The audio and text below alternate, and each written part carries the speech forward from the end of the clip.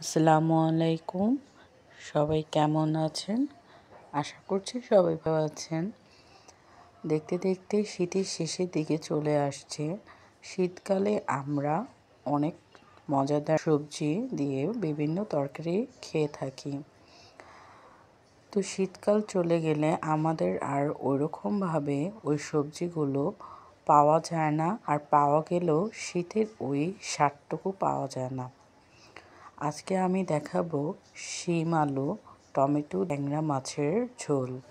প্রথমে আমি মাছগুলোকে হলুদ মরিচ লবণ মাখিয়ে গরম তেলে ভেজে নিলাম। এবার মাছগুলো যখন ভালো করে ভাবে তখন চুলাটি অফ করে মাছগুলোকে তুলে রাখবো। এবার মাছ ভাজার যে তেলগুলো আমি একটা হাঁড়িতে দিয়ে দিলাম। এই মাছের তেলগুলো দিয়ে আমি তরকারিটা রান্না করে নেব। তেলের উপর আমি এখানে সামান্য পরিমাণ কুচি দিয়ে দিলাম। এবার পেঁয়াজ কুচিকে ভালো করে ভেজে নেব।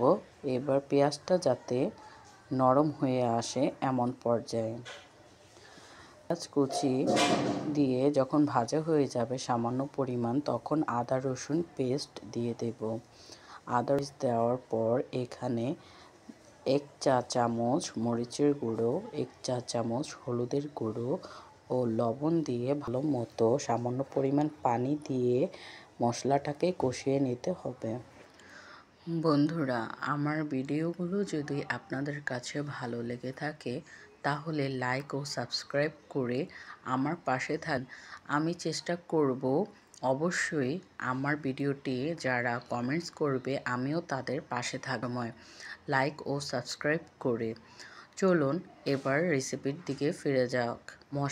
মশলাটাকে ভালো করে কষানোর পর সেও দিয়ে আবারও মশলার সাথে 5 মিনিটের জন্য ভালো মতো কষিয়ে নিব। চুলাটা তখন হাই হিটে থাকবে। এবার টমেটোটাকে শিম আলুর সাথে দিয়ে আরও 5 মিনিট কষিয়ে নেওয়া হবে। ঢাকনা দিয়ে ঢেকে নিতে হবে। চুলাটা তখন হাই হিটে থাকবে। এবার সবজিগুলো যখন কিছুটা নরম হয়ে আসবে তখন ভাজা ট্যাংরা মাছগুলোকে দিয়ে 5 মিনিটের জন্য ঢেকে ঢাকনাটা খুলে ধনিয়া পাতা কুচি দিয়ে এবার 5 মিনিট লো ফ্লেমে রান্না করে নেব। বাস তৈরি হয়ে গেল ট্যাংরা মাছ দিয়ে শিম আলুর ঝোল। ভিডিওটি দেখার জন্য সকলকে ধন্যবাদ জানাচ্ছি এতক্ষণ পাশে থাকার জন্য। আসসালামু আলাইকুম সবাইকে।